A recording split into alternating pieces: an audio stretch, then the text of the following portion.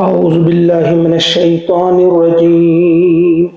بسم الله الرحمن الرحيم. ألف لام ميم تلك آيات الكتاب الحكيم هدى ورحمة للمحسنين الذين يقيمون الصلاة ويؤتون الزكاة وهم بالآخرة هم يوقنون أولئك على هدى من ربهم وأولئك هم المفلحون. صدق اللہ العظیم. سورہ لقمان انشاءاللہ آج ہم سے شروع کرنے جا رہے ہیں.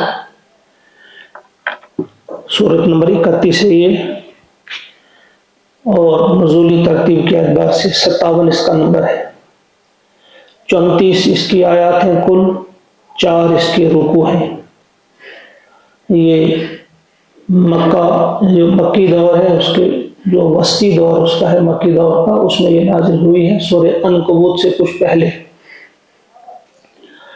اس کا مرکزی مضمون جو ہے، موضوع وہ ہم ذہن میں رکھیں گے، وہ یہ ہے کہ اپنے آباء و اجداد کی پیروی نہ کرنا، بلکہ عقل سے کام لے کر، اللہ تعالیٰ کی نشانیوں سے کام لے کر راہ راست پہ آ جانا. اللہ تعالیٰ کی بتائی ہوئی جو راہ ہے صراط مستقیم، اس کی طرف آنا، باپ دادا یا آباء و اجداد کی تقلید سے پرہیز. اس کے علاوہ بھی اس میں کچھ مضامین آئے ہیں. ایک اور بات بھی اس میں ہے کہ انبیاء کے علاوہ بھی کچھ دانا لوگ جو گزرے ہیں، انہوں نے بھی عقل و شعور سے کام لے کر راہ راست کو اختیار کیا ہے. جس طرح سے حکیم لقمان کا اس میں ذکر آتا ہے، اور انہی کے نام سے یہ سورت بھی منسوب ہے، سورہ لقمان. اس کا تذکرہ ہے اس میں. اللہ تعالیٰ نے فرمایا کہ ہم نے اس کو حکمت عطا کی. لَقَدْ آتَيْنَا لُقْمَانَ الْحِكْمَةَ أَنِ اشْكُرْ لِلَّهِ. بہرحال یہ مختصراً اس کا میں نے بتا دیا تھوڑا سا تعارف. تو اب ہم اس سورت کی طرف آتے ہیں. اللہ کے نام سے شروع کرتے ہیں جو نہایت ہی رحم کرنے والا اور مہربان ہے. الف لام میم حروف مقطعات ہیں، یہ آپ سب جانتے ہیں. اس کے اصل معنی اللہ ہی کو معلوم ہے. البتہ کچھ لوگوں نے کہا ہے کہ یہ ایک اعلان اظہار اس بات کا ہے کہ اے لوگوں، یہ انہی حروف سے بنی ہوئی صورت ہے، یہ انہی حروف سے بنا ہوا قرآن ہے جو حروف آپ استعمال کرتے ہیں، الف با تا وغیرہ. تو الف لام میم سے مراد اسی قسم کے حروف سے ہم نے یہ کلام نازل کیا ہے. اگر تم کہتے ہو یہ اللہ کا کلام نہیں، انہی حروف کو استعمال کر کے ذرا بناؤ، ذرا بنا کے تو دیکھو. گویا یہ ایک چیلنج اس قسم کا ہے. دوسرا کچھ مفسرین یہ بھی کہتے ہیں کہ کیونکہ وہ اس کی مخالفت میں جو تھے زبردست دشمن مخالفتیں کر رہے تھے، تو اللہ تعالیٰ نے اس قسم کے الفاظ ان سے انتہائی اٹریکشن پیدا ہوئی. ان کے لیے ایک نئی چیز تھی، ان کے لیے ایک عجیب قسم کا تھا اس میں اٹریکشن. تو وہ مجبور ہو جاتے تھے سننے پہ کہ کیا ہوگا آگے، الف لام میم کیا ہے، یہ کیا ہے آگے. بہرحال بہت ساری اس کی وجوہات بیان کی گئی، اس کے معنی بیان کیے گئے ہیں، لیکن ہمیں یہی یاد رکھنا ہے کہ اس کے اصل مفہوم معنی جو ہے اللہ کے ہاں، اللہ اور اللہ کے رسول علیہ السلام بیان. الف لام میم تلک آیات الکتاب الحکیم، یہ آیات ہیں پر حکمت کتاب کی، حکمت سے لبریز کتاب کے یہ آیات ہیں. ہدی و رحمت للمحسنین، ہدایت ہے یہ اور رحمت ہے یہ محسنین کے لیے. یہ آیات ہیں اس کے الکتاب الحکیم. یہاں جو حکیم آیا ہے یہ اس کتاب کی صفت کے طور پہ آیا ہے، یعنی یہ کتاب جو ہے یہ کتاب حکیم ہے. وہ اس میں یہ اشارہ ہے، اس میں یہ اثر ہے کہ یہ کتاب جو ہے یہ ایک زندگی رکھنے والی کتاب ہے. یہ کتاب جو ہے اس میں روح ہے، اس میں زندگی ہے. یہ کتاب جو ہے اس طرح علامہ اقبال نے بھی کہا ہے، این کتاب نیز چیزیں دیگر است، مثل حق پنہا و ہم پیداست ہو، زندہ ہو پیوندہ ہو، زندہ ہو پائندہ ہو گویاست ہو۔ یہ زندہ پائندہ اور بات کرنے والی کتاب ہے۔ یہ جو اللہ کی کتاب ہے، یہ جو آیات ہے، یہ کیا ہے؟ یہ ایک زندہ کتاب ہے۔ اس میں بالارادہ اس کا ایک ہدف ہے، اور یہ بالارادہ اس ہدف کی طرف جا رہی ہے یہ کتاب۔ یعنی یہ کوئی آپ یہ نہ سمجھنا کہ یہ عام کتاب قسم کی کتاب ہے، نعوذ باللہ کوئی مردہ کتاب ہے، کچھ لکھی ہوئی کتاب باتیں ہم سنتے ہیں یا پڑھتے ہیں، نہیں، بلکہ اس سے اشارہ اس طرف ہے کہ یہ زندہ کتاب ہے، یہ احساس رکھتی ہے، اس کا ایک ارادہ ہے، اور یہ کہیں جا رہی ہے کتاب، اس کا اپنا ایک ہدف ہے، اس ہدف تک یہ بالارادہ اس ہدف کی طرف جا رہی ہے۔ اور جو اس کے پڑوسی ہیں، جو اس کے ساتھ بیٹھتے ہیں، ان کے اندر یہ تبدیلی لاتی ہے، یہ ان کو ایمان کی حرارت عطا کرتی ہے، یہ ان کے اندر یقین کی دولت سے انہیں مالا مال کر دیتی ہے، یہ روشنی ہے، انہیں راستہ دکھاتی ہے۔ یہ کتاب صرف اب یہاں اگلی جو آیت ہے اس میں خدا بھی ہے کہ یہ ہدایت دیتی ہے، تو ہدایت سے مراد صرف یہ نہیں کہ یہ بتا دے کہ یہاں بیٹھ کر کہاں کہاں جانا آپ نے، بلکہ پہلے بھی میں کہہ چکا ہوں ہدی للناس بھی ہے یہ، اور ہدی للمتقین ہم نے آغاز میں پڑھا، یہاں پڑھا ہدی للمحسنین، یہ محسنین کے لیے بھی ہدایت ہے، متقین کے لیے بھی ہدایت ہے، اور عام لوگوں کے لیے بھی ہدایت ہے۔ تو اس سے کیا مراد ہے عام لوگوں کے لیے ہدایت؟ جس طرح سے آپ سے کوئی پوچھے گا، کوئی بھی کہیں گا میں نے فلاں جگہ ہاسپٹل جانا، روڈا میں کس جگہ ہے، آپ یہیں سے اس کو بتا دیں گے کہ آپ یہاں سے جائیں گے، فلاں سے گاڑی ملے گی، فلاں جگہ آٹو لے آپ، پھر رائٹ، پھر لیفٹ، پھر یہ یہاں سے نشاندہی کریں گے، وہ بھی ایک ہدایت ہے۔ دوسری یہ ہے کہ آپ کی ماں آپ سے پوچھتی ہے یا آپ کے والد آپ سے پوچھتے ہیں، تو آپ اسے یہاں سے ہی نہیں دکھائیں گے کیا کرنا ہے، آپ اسے اپنی گاڑی میں بٹھائیں گے، اسے وہاں پہنچائیں گے۔ تو یہی ہدایت اور ہدایت میں فرق ہے۔ عام لوگوں کے لیے بھی اس میں نور ہے، روشنی ہے، ہدایت ہے، لیکن جو متقین ہیں یا جو محسنین ہیں، انہیں یہ اپنے ان روحانی پروں میں بٹھا کر منزل تک پہنچاتی ہے یہ کتاب۔ یہ کتاب صرف یہاں سے اس کو نہیں دکھاتی کہ ہاں یہاں سے جاؤ، بلکہ جو اس کو تھامے گا، جو اس پر یقین کرے گا، جو اس کی صحبت میں بیٹھے گا، جو اس کے ساتھ رہے گا، وہ محسوس کرے گا۔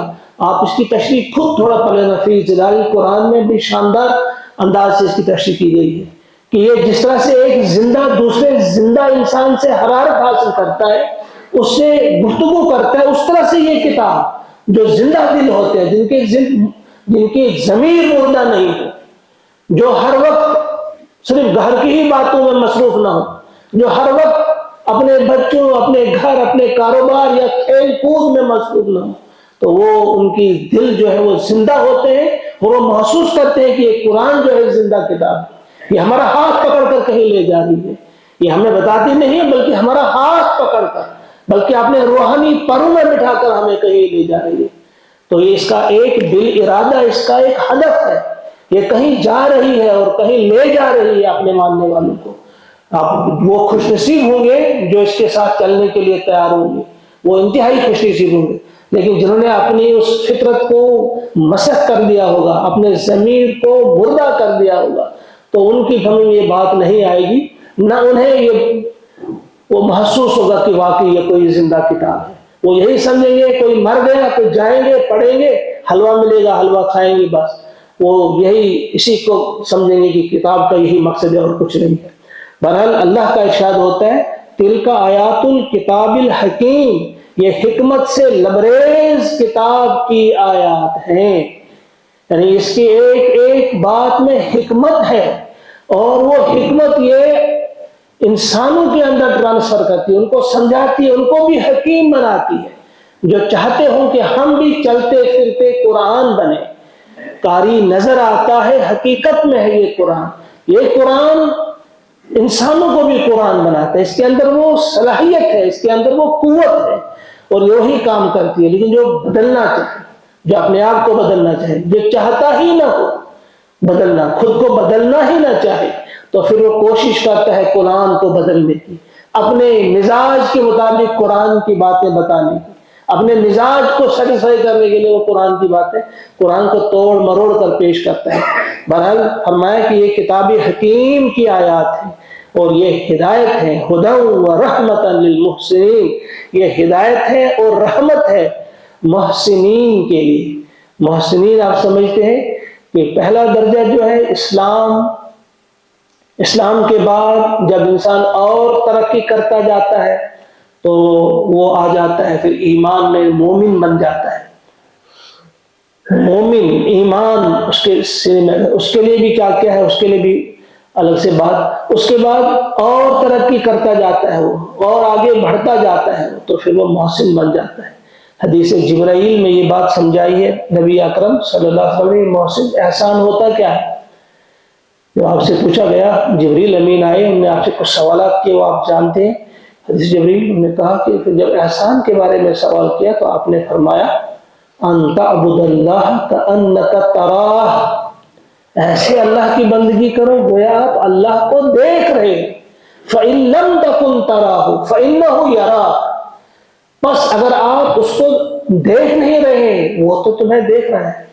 بس یہی ہے محسنین، یہی ہے اسی قسم کے لوگ جن کے اندر اس قسم کی وہ نظر پیدا ہو جائے گی، وہ خیال، وہ اس قسم کا ان کا مزاج بن جائے گا، ان کی سوچ اور فکر ایسی بن جائے گی تو وہ ان کو محسن کہا جاتا ہے۔ کہ یہ اصل ہدایت اور رحمت، ہدایت کے ساتھ رحمت بھی کن کے لیے ہے؟ جو محسنین ہیں۔ اور یہ محسنین تھوڑا سا وضاحت کی ہے آگے اللہ تعالیٰ نے کہ سنو محسن کون ہوتا ہے؟ الذین یقیمون الصلاۃ، ان کی صفت یہ ہوتی ہے کہ وہ نماز قائم کرتے ہیں، صحیح نماز ادا کرتے ہیں، صحیح ڈھنگ سے نماز ادا کرتے ہیں، ٹھیک نماز، درست نماز ادا کرتے ہیں۔ یقیمون الصلاۃ ویؤتون الزکاۃ، اور وہ زکوٰۃ ادا کرتے ہیں۔ وہم بالآخرۃ ہم یوقنون، اور وہ آخرت پہ یقین رکھتے ہیں۔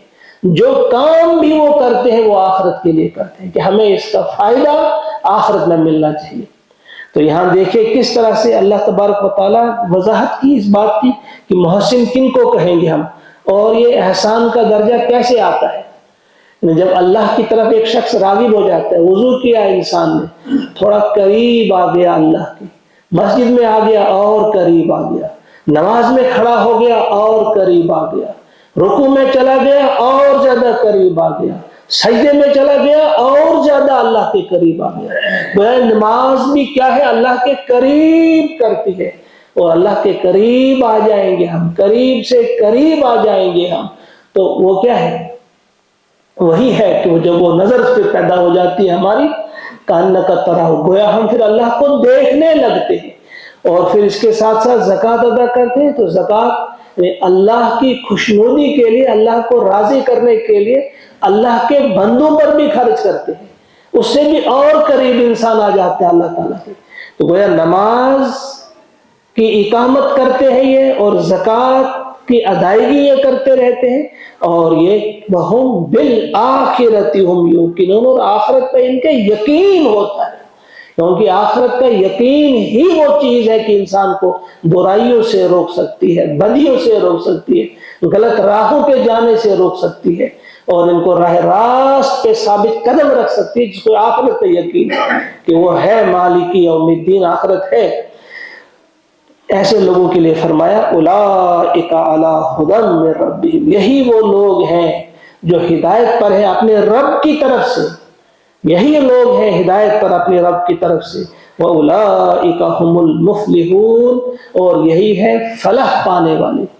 دشمن اس وقت ان سے کہتے تھے کہ بھئی یہ تو گمراہ لوگ ہیں، سارا وقت ضائع کرتے ہیں، کچھ کام ہی نہیں کرتے، بس ایک ہی کام کرتے ہیں، یہی ایک دوسرے کو پڑھاتے ہیں، سمجھاتے ہیں، دین کی دعوت کیا کرتے ہیں، ان کا کچھ کام ہی نہیں، یہ تو گمراہ ہو گئے، یہ تو ناکام ہو گئے۔ مطلب نے فرمایا نہیں، ناکام تم ہو، یہ فلاح یاب ہونے والے لوگ ہیں جنہوں نے سمجھ لیا دنیا کی حقیقت کیا ہے، جنہوں نے سمجھ لیا آخرت کیا ہے، ان کی بات سمجھ میں آ گئی کہ جہاں نے کروڑوں اربوں خربوں سال رہنا ہے، ہمیشہ ہمیشہ جہاں رہنا ہے، ہم وہ دنیا سنواریں گے، وہ آخرت کا گھر بنائیں گے، وہاں کے لیے ہم عیش و آرام تیار کریں گے۔